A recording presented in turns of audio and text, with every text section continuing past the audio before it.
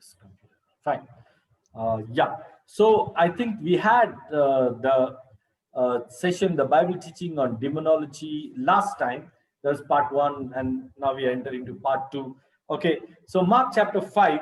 Okay, and verse 6 onwards. Can no read from first verse 1. Can you read it? Mark chapter 5. They Verse came to the other side of the sea, okay. to the country of the Gerasenes. And when Jesus had stepped out of the boat, immediately they met him out of the tombs, a man with unclean spirit.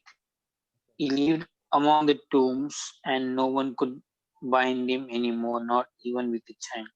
For he had often been bound with shackles and chains, but he wrenched the chains apart and he broke the shackles in pieces. No one had the strength to subdue him. Night and day among the tombs and on the mountains, he was always crying out and cutting himself with stones. And when he saw Jesus from afar, he ran and fell down before him, and crying out with loud voice, he said, what have, what have you to do with me, Jesus, Son of the Most High God? I adjure you by God, do not torment me, for he was saying to me, come out of the man, you unclean spirit. And Jesus asked him, what is your name? He replied, my name is Legion, for we are many. And he begged him earnestly not to send them out of the country. Now a great herd of pigs was feeding there on the hillside, and they begged him, saying, send us with the pigs, let us enter them.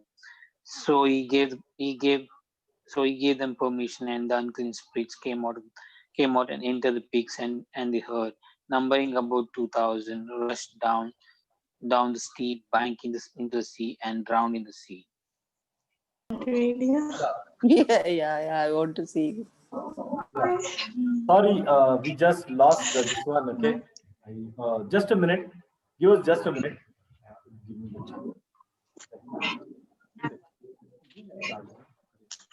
So just a minute, guys. Okay. Dina, hi.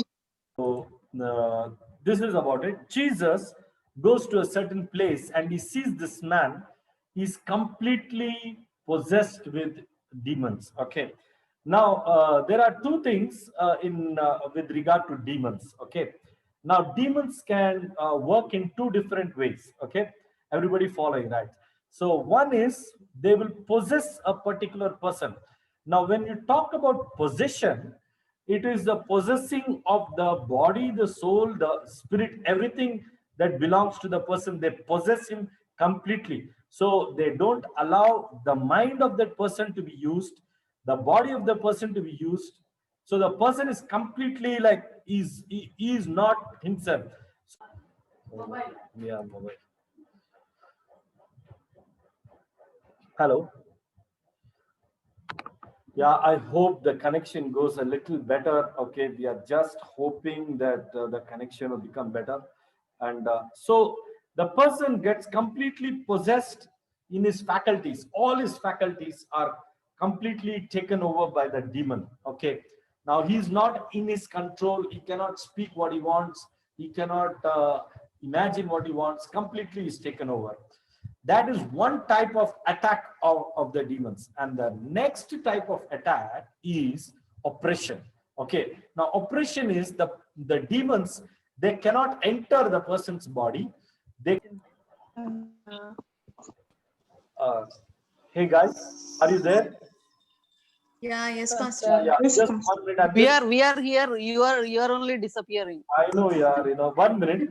1 minute. I'm just changing my Wi-Fi to another hotspot. Just hold on 1 minute. There's some problem with this Geo thing. Just 1 minute, yeah. Oppression. Okay. So one is where the demons completely possess the particular person, so that he is not all by himself. And the another one is, I think somewhere the sound is coming. Somebody's sound. Yeah. Okay. And the another one is where the person is completely aware of his surroundings, but they oppress him. Now this happens with us. Okay. Maybe we may not be demonically attacked like that person, in Mark chapter 5, but we may be oppressed by demons. That means they will be surrounding us and they will kind of oppress us. The way they oppress us is by from outside. They may try to attack our mind and make us to get angry, or make us to scream, or make us to fight, or make us to misunderstand, or make us to get depressed. So everything they will do, but they will do it from outside. They cannot enter inside. Okay, so there are two things. Now just let me know, what are the two things? Can anyone say what are the two things in demonology? How do demons attack? Number one, Possess completely Completely. the spirit and completely possession. It's called possession. And the second one is called Oppressing. Oppression, from outside. oppression. very good. So one is possession, one is oppression. Okay. Now I want to ask you a straight question. Why can't demons actually possess somebody, but they choose to oppress somebody? Why? Can you tell me why? Anyone think about it? I mean, they are doing it from outside, but they are not doing it by staying inside. Why? Holy Spirit is residing in us, so they cannot enter, or No, not that. I mean, Maybe he's a sadist, Pastor. no. No. Anybody else? No, the thing is, like, if you oppress from outside, Yeah. not only you will be oppressed, you will through us the others will be also oppressed. Like it is like he's like a sadist. He's oppressing us also, through us also he's oppressing so many people. No, Alex, that's not the truth. Okay, now the truth is like this. Let me tell you the truth. Okay, the truth is like this. Why demons can't enter a person, but they will stay outside and oppress that person, is because perhaps the person is mentally very strong and he is not allowing the demon to enter his body. You understand? That is why it's very, very important for you to be mentally very strong. Praise the Lord. Hallelujah. So if you are mentally very strong, you will not allow the enemy to take over your body, and you take over your soul and take over your spirit. Hallelujah. But if you are mentally very weak, then you are opening a door so that the enemy will come inside, and little by little he can take complete possession of your body, your soul, and your spirit. Okay. So the reason why they cannot enter certain people is because the people are mentally very strong. Okay. But in the case of this man who was in Mark chapter 5, he was completely possessed because probably he was drained emotionally, he was weak emotionally, and he couldn't fight the demons with his heart and mind, and he kind of gave up and he kind of surrendered himself completely before the enemy, and that is why the enemy took complete possession of his body. Hallelujah. So that's why it is very, very important for each one of us to be mentally very strong. Hallelujah. Everyone say, I am strong in Christ. Come on. Everyone say, can you all say that? Say, I am strong in Christ. Say, I am strong in Christ. Hallelujah. I'm strong in Christ. So it's very important for strong in each one of us to be mentally very, very strong, when we are living this life. Demons cannot find a place to enter your heart, your body, your soul, if you are mentally very strong. And the one thing is that sin can make us mentally very weak. How does sin make us mentally very weak? It's by creating guilt and creating shame.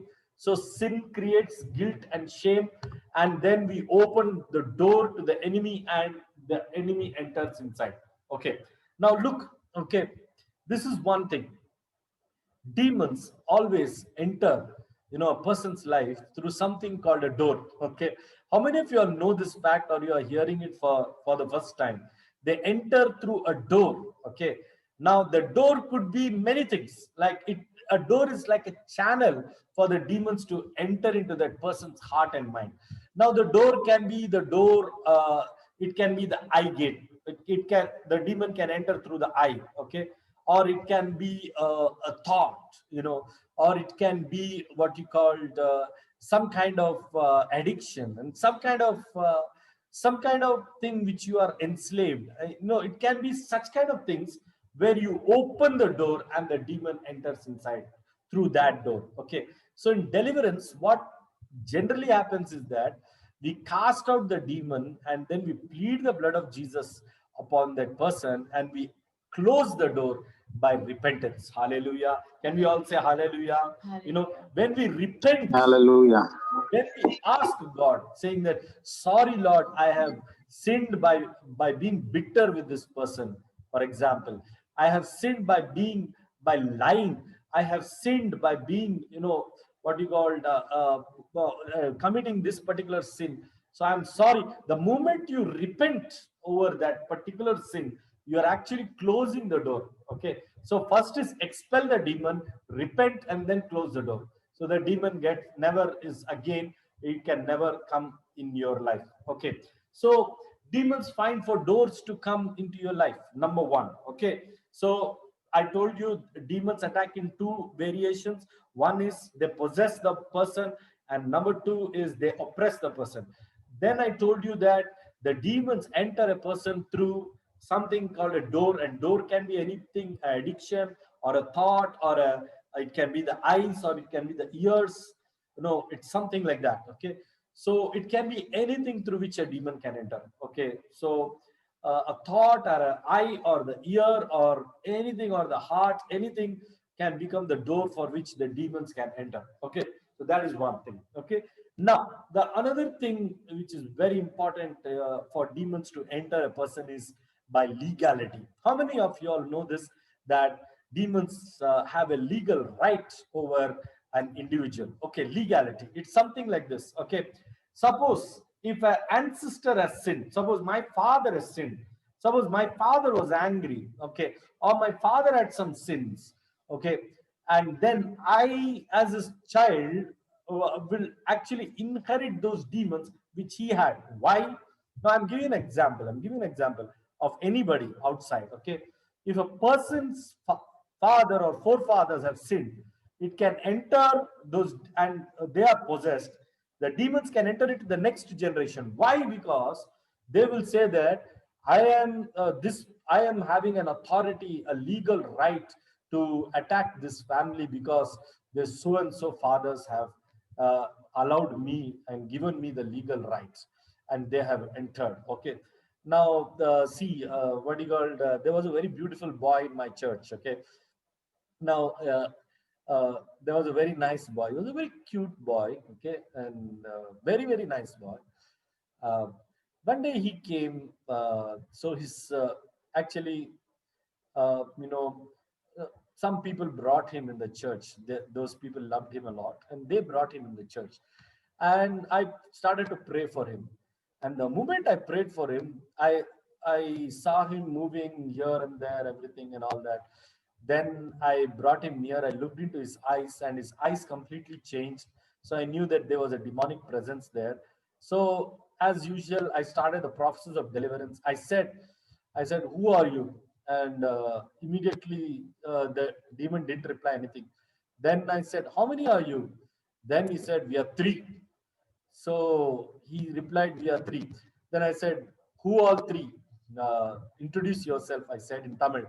And then this person said, Shiva and Murugan and one more, Ganesh. Okay, Shiva, Murugan, Ganesh. Oh my God, I was shocked. I tell you, I was really very shocked.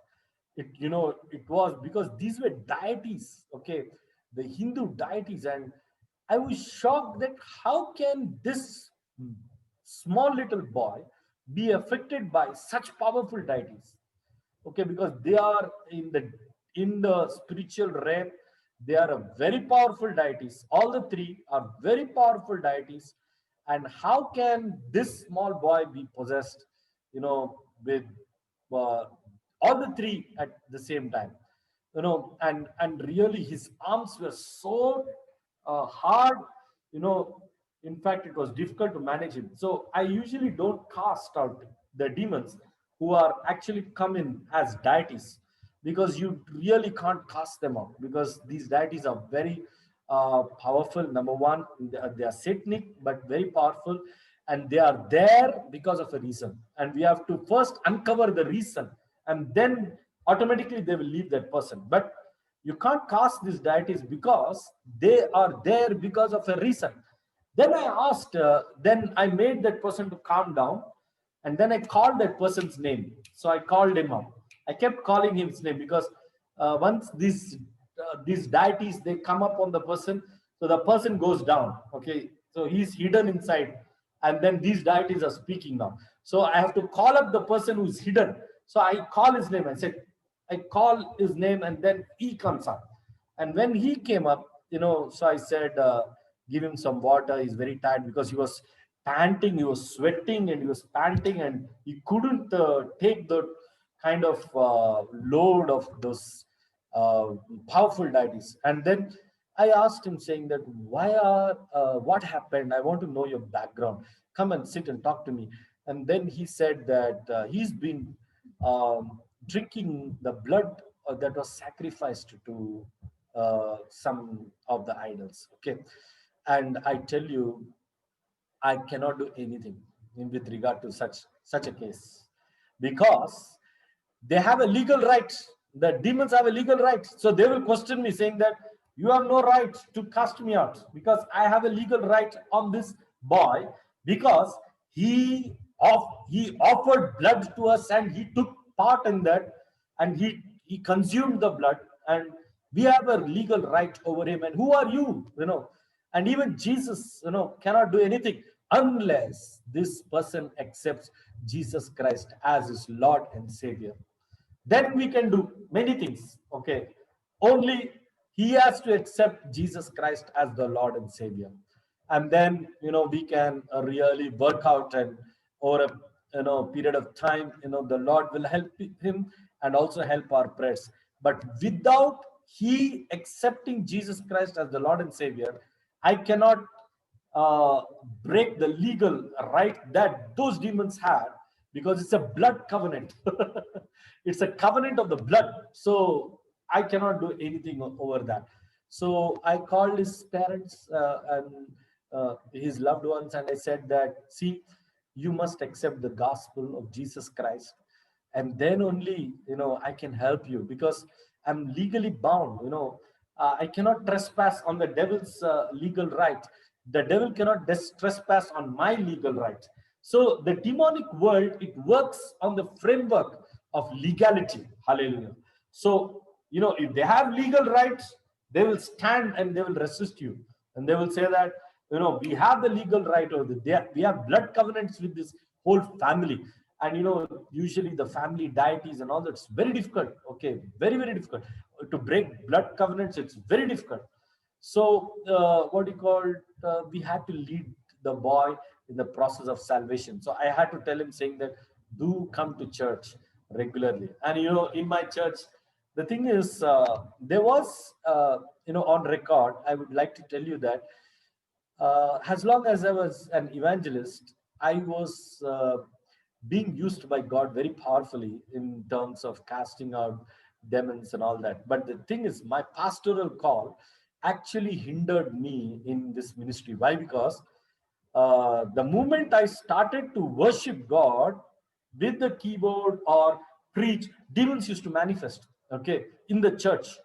And sometimes they used to interrupt the service itself, and they used to come and stand at the stage, and they used to argue with me.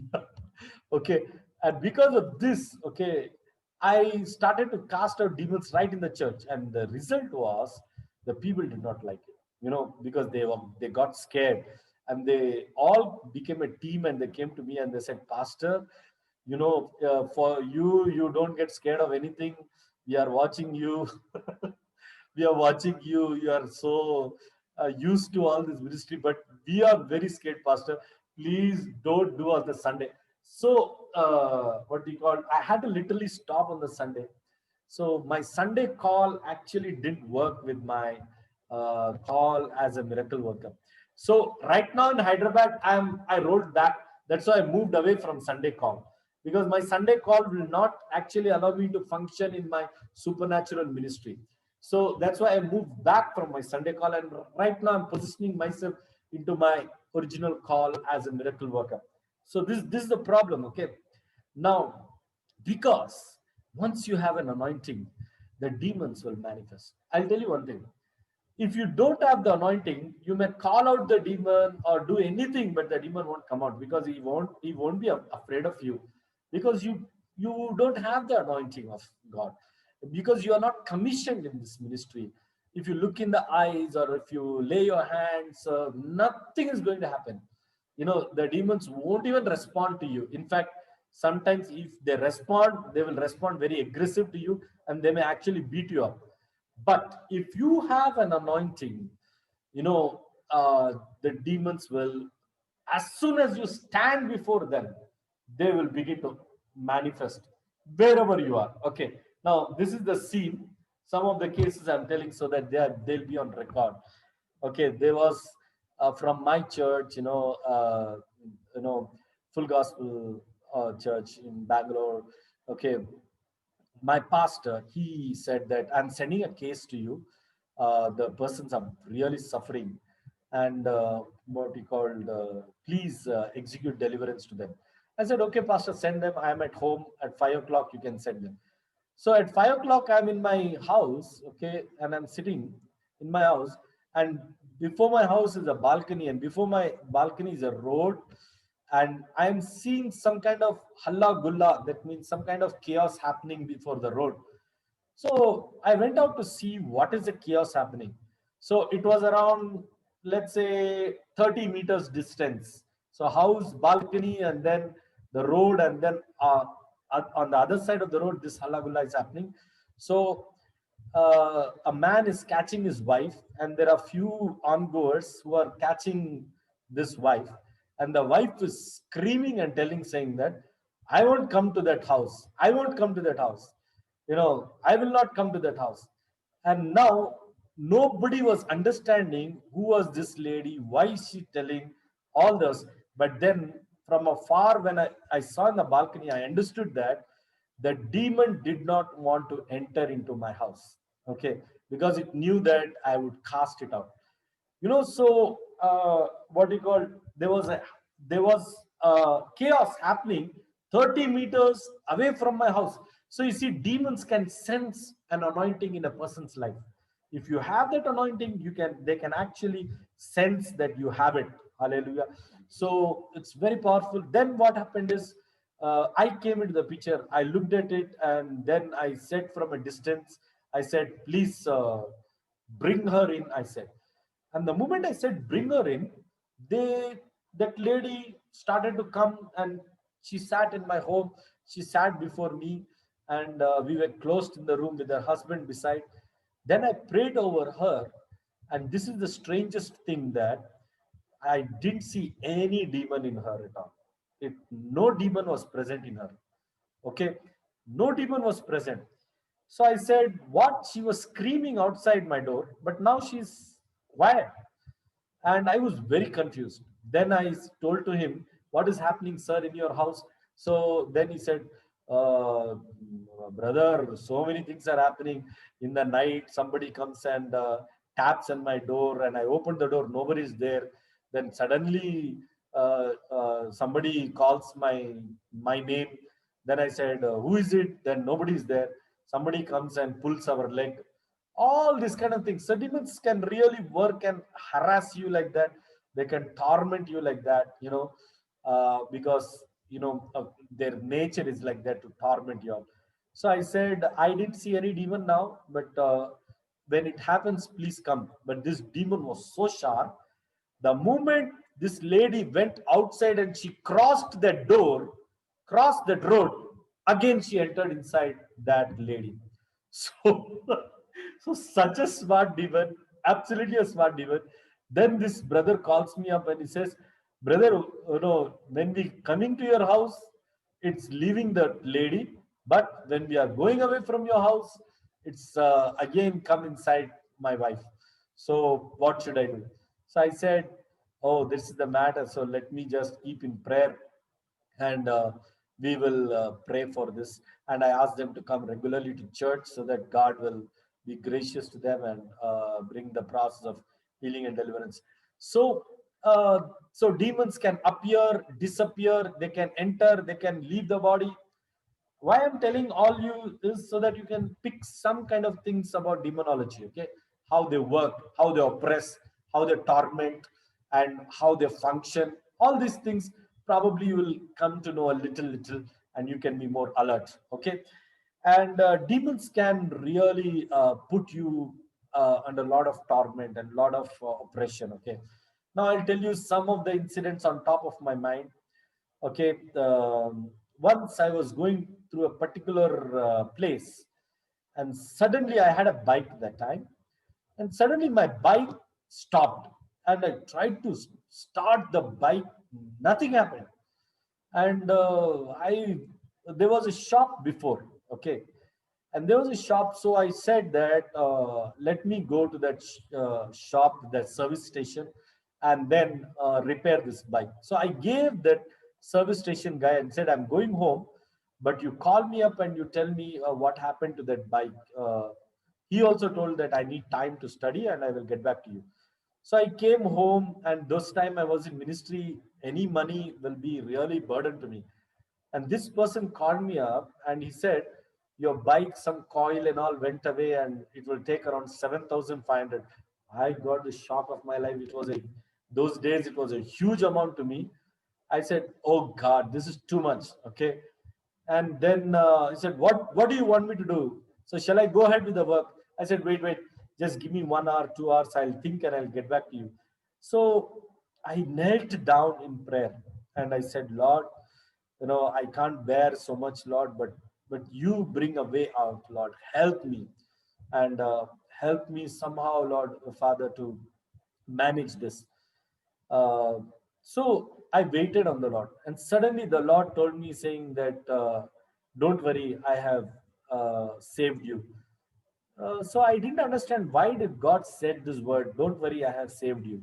So I sat down, and after 1.5 hours, 2 hours, I said maybe God has said this because maybe He will take care of the money part.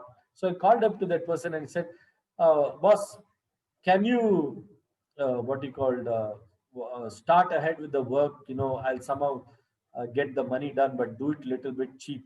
So this guy, he called me. He replied me saying that, "No, sir, I think your bike is not working. That something I set and suddenly it started, and you just give me 65 rupees." I was shocked.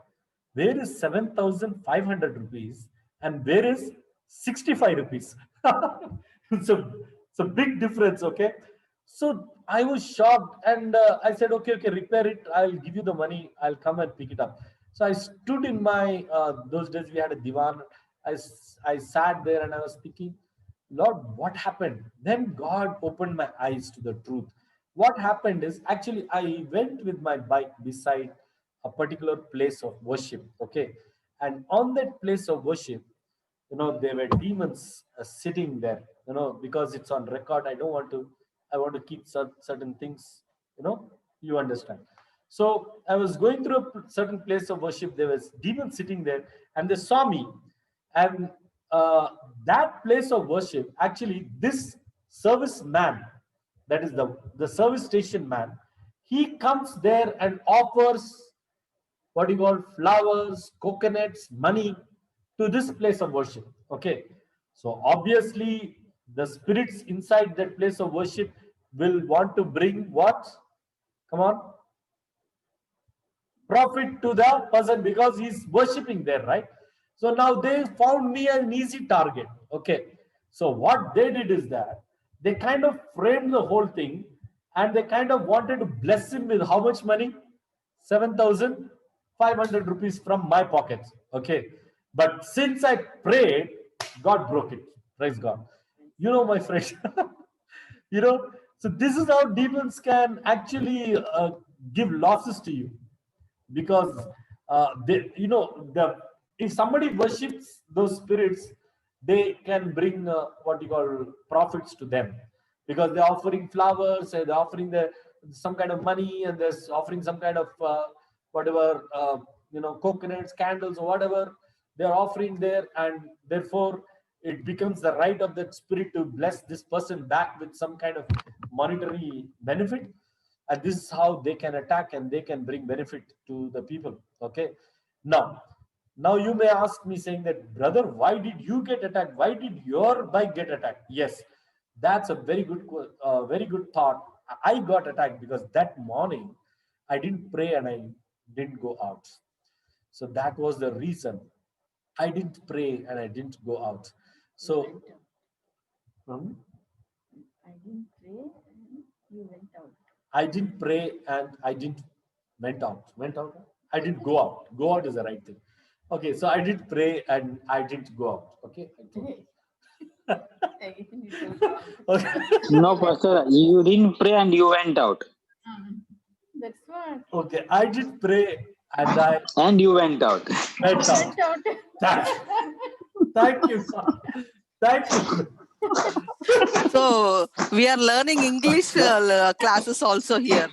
That's why Pastor, always wife should be there to correct men. Oh my. Thanks.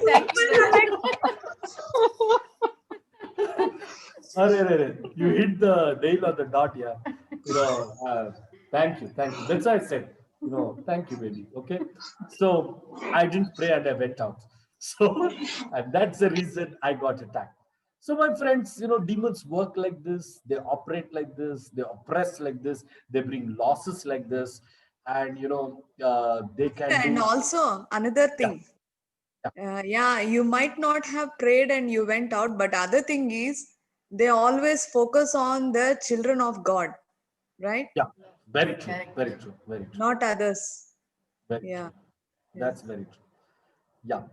So these are the things. Now, I want to tell on record a very famous story, and then I will close. 9:30 we started, 10:30 we have to close. Okay. So, but I will tell this story. It's a kind of testimony because I want to keep all these things as a records, or probably to use on my podcast or on YouTube or whatever. It will be there for the next generations or the next spiritual generation or whatever. Okay. So let me tell you a beautiful story. Now, again, one day, a senior pastor, from the Full Gospel Church where I used to attend, he called me and I said, "Hey, Sumit, I have a very critical case for you, and I want you to go and visit this sister. She's in great oppression, and I think there is some demonic problem with her. So please go and do something. Just check what is the issue there. And if you get anything, just let us know." And this lady is a regular visitor of our church. So he sent me there, and now I am in this house, okay, along with one of my evangelist friend, and I'm in this house. So first, as soon as I entered, I saw a very kind of uncomfortable presence there in the house. I scanned my whole eyes and I observed the house for any presence of any idols or something, or any objects through which the demons can operate. Or I had a doubt whether this sister is really demonic or not. Then she and her husband came, and then I asked, what is the matter with you all? So the husband said, "Brother, past 1 year, I have been facing so much of trouble. I can't explain to you." I said, "So what is it?" So he said, every month she has to go to the hospital. Something or the other comes and we have to visit the hospital and we have to spend money upon her. And then we spend the money, this problem gets over, and then something else. And that's why I'm mentally very stressed, brother. I spent so much of money, but money is not the issue. But the thing is the stress that is happening through the entire year. And also she's become weak. She lost so many kilos. All these things has happened to her. Then I knew that, come on, this is a story of a perfect demonic attack. Then I looked at this lady and then I called her. And the moment I looked at her, it recognized the anointing in me, and it kind of manifested. When the moment it manifested, we were very quick. I and my friend, we were very quick, and we kind of went and stood there and took authority over it and asked the Lord to bind the enemy. So the invisible hands of the Lord. We don't touch any women during this process. It's only God who touches the person, and the invisible God, the Holy Spirit, he binds the person, in some way, or the chair or on the floor, he binds the person. So the person is bound like that by God. And then I looked, and then the demon was screaming, saying that, I will go, I will go, I will not stay here. I'm going, I'm going, I'm going. So, and said, then it was very easy for me. So I said, in the name of Jesus, out. That's it. But it was gone. Uh, 10 minutes, 15 minutes, it was over. Okay. Now, I had, I came back home, and then this man was very excited. We waited, 1 week got over. He was saying this wife was doing pretty well and everything. Then he called me to a hotel. We had tea over it, and he said, thank you, brother. And he gave me an offering and all those kind of things. And then he said, I told him, go and tell it to my pastor. But that's very important for me. So he went and also called up to the pastor and said, your church member came and executed the deliverance. It was very powerful. Thank you so much. Then this sister who got delivered, she called me one day, and then she said to me, uh, that her friend who brought her into Christ has the same problem that she's having, and she wanted me to go to her place and do the same thing which I did to her. Okay, now listen how I cracked this particular case. Are you all listening, or are already sleep? Nobody's sleeping, right? Listening, right? Show your thumbs up. Okay, thank you. Okay, so where was I? This sister was telling to me to go and visit a friend who actually brought her to Christ, and she was telling me that this friend is having the same problem that she's having. So now I was confused. I said, what could it be? So then I took one brother along with me, a new brother, and we went to this other person's house. And when we went, initially, I checked inside. The whole place was uh, filled with a Catholic religious fervor. Okay, so there was entirely Catholic statues there. And then slowly I sat and I observed there. And there was a blue and a white statue of Mother Mary. Okay. And this was the same statue that I saw in that lady's house. Same statue. Okay. So I kept that in my mind. Okay. And I sat with the family and I talked to them. Slowly I began to talk to them, and I sat with one of my brother. So in that family, the father, the mother, the brother, the sister, or two sisters. Okay. So once again, I repeat, the father, the mother, one brother, and two sisters. Okay. In that, one sister was affected with the same problem that her friend was having. So these people actually converted that other lady whom I went and did deliverance into a Catholic. Okay. And but that lady, even though she was converted as a Catholic, came to our church because our church was very well known across the whole world. So she came because she heard a lot of things about it. But actually her conversion was into Catholicism. This family brought her into Catholicism. Okay, now I'm sitting with this family. So I opened my Bible and I started to, I didn't even read. Okay, I opened my Bible to it was Luke 6 or something like that, from the book of Luke. And when I opened and I was reading the first and the second verse, suddenly before me, the brother of this, that is a boy who was there in that family, he looked at me and he started to pant. Like that, he started to pant and he said, he said in Tamil, "Avaralla tappu solrar." So if you know Tamil, you'll know that he's telling everything wrong. So I said, I didn't even start to speak, my brother. I just read two verses. I didn't open my mouth. Relax. Then he was panting. No, he's telling the wrong. He's telling the wrong thing, Daddy. No, Daddy, he's speaking the wrong thing. It should not be like this. And now the whole focus of the family went to this boy. This boy was panting and he was throwing up, and he was like, his eyes changed, his body changed, he was breathing heavily. So everybody looked at him and they said, brother, you stop, don't preach anything, please. Our son is getting affected, please don't preach anything. Then I'm just stunned, and I'm sitting there, not knowing what is happening. I am not knowing that, because I couldn't quickly come to understand that time. And suddenly this boy, he rose up, he put his chappal, and he said, where the word of God is preached wrong, I will not be there, I'm going out. And then he rushed out of the house and he went away. I said, I didn't even start preaching, boss. I thought to myself, I didn't even start preaching. I was only reading 2 lines of the Bible from Luke. That's it. And this boy went away. Then I looked at, then the father was very agitated, Then he said, brother, you are Protestants, we are Catholics. Please don't talk anything about our faith. You came to pray for my daughter. She's affected. She's on top. You pray for her and you go. Then I said, see, this is not the thing. Okay. Wherever I go, first I tell the Bible and then I start praying, No, brother, you all tell the wrong thing, because you all want us to convert to Protestantism. We don't want to get. Then he looked at that blue white statue and he touched that statue and he put it on his head and he said, my mother was the one who protected me from so long. Oh, then I understood the whole chapter. Then he started. Now this man got possessed. First it was that boy. He went and he ran away before I could pray. Now the second was this man.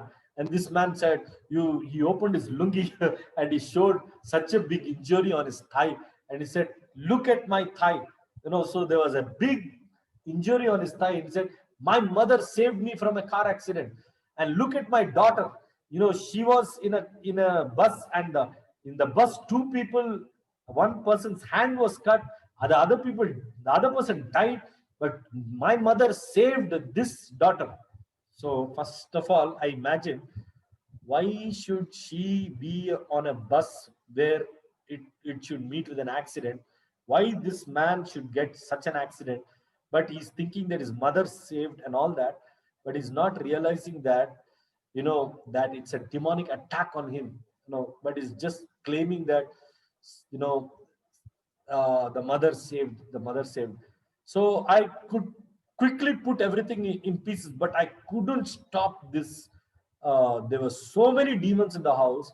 Now everybody started to manifesting. Now the thing is, they were manifesting in the way of being aggressive on me and fighting over me. And then he started to preach back to me. Now I'm not preaching, I'm staying silent. He's preaching back to me. Mother Mary said, John chapter 19, verse number 49, something he said. Verse 27, he said, behold your mother. John, Jesus said, behold your mother. Okay. Then I opened my Bible and I said, next verse it's written, John is telling, behold your son. Jesus is also telling to Mother Mary, behold your son. I said, read the next verse also. Why you're reading only 27, 28 also read. So, no, I want to remain on this verse only. Behold your mother. So, my God, there was a huge argument. Now the argument went so high. His wife is screaming, then this man is screaming on me. He's almost coming to hit me like that. Okay, the scene is happening and I'm saying, God protect me, God protect me. And then finally I looked at this sister, and then I couldn't talk to these 2 people. I looked at the sister. The sister came and said me, brother, leave all this, brother. My sister is really affecting, brother. She has like 1,000 nails being hit on her back, brother. She's crying, brother, like 1,000 nails on her back. If you open the door of the room also, she says, shh, don't open it immediately, because, the spirit will hear it and it will, drive nails into my back. So she's not able to sit. She's not able to sleep. Then I looked at her and I said, see, you come to my church. You come to my church. You come to my meeting. Those days I didn't have a church. I said meeting. I said, you come to my meeting. I said, you have light in you. All these fellows are in darkness. You have the light, you come to my church. And they literally pushed me out. Can you imagine? The father, the mother actually pushed me out of the house. You know, actually they didn't push, but the demons pushed me out. And then me and my friend, we went to the hotel, we sat and we were thinking, and my friend was asking, brother, horrible demons are there in that house, brother, horrible. Then I said, yes, I'm not able to understand, crack this case. And I sat there thinking. Then I suddenly, God made me to understand and I cracked this case. Now listen to this case, okay, how it got cracked. Actually, the demonic presence came into this house through, anybody can crack this case? How did it come to this house? I gave some hinters to you, pointers to you. Through the statue. Oh, come on. Hey, Alex, can we give him a good clap? Can we give him a good clap? Yeah, hold on. Through that, Ari, that is understood already. okay. So, do you want me to You take you that? told clearly, indirectly you told, so everybody guessed it. Okay. So, Alex, But I told the answer. Okay, I just opened it. But everybody knew that answer in their mind. No. You can't keep in your mind. You have to open up. Okay, Alex. Okay, we'll give it to you. so then I You stood there. cannot take my credit. Good, Alex. That was a good guess. I give you 10 out of 10. Okay. So because Thank you, Pastor. you opened the mic, and opening the mic is 10 marks completely. So I give the 10 marks. Thank you so much. Okay. So I give you not even 9.5, 10 marks, okay, to you, and 0 marks to Naveen. Thank you, okay? Pastor. Thank you. Yeah. Question is yours. Answer is also yours.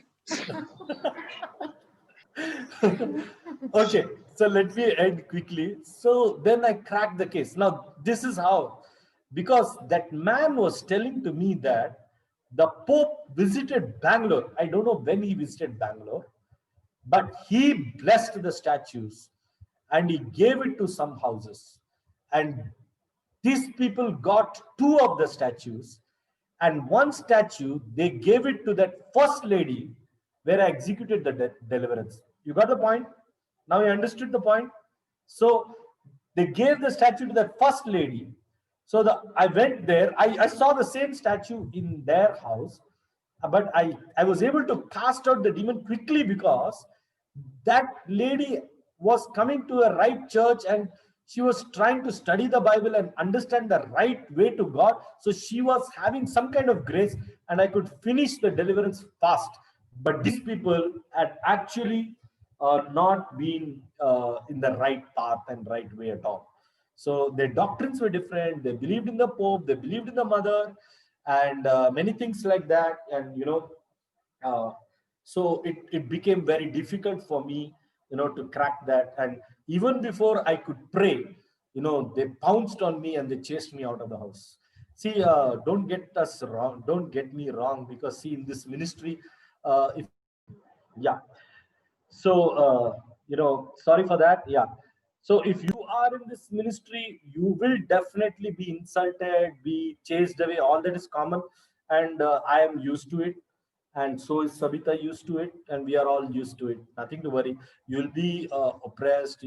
You will be ridiculed. All this is common in Christian ministry. You should know about it and things like that. So it's okay. So then I understood, my friends, now this is the thing I am telling to you, takeaway point. Don't be very careful on who lays his hand on you, because he may directly impart, and who blesses the things and gives to you. Be very careful, I'm telling you.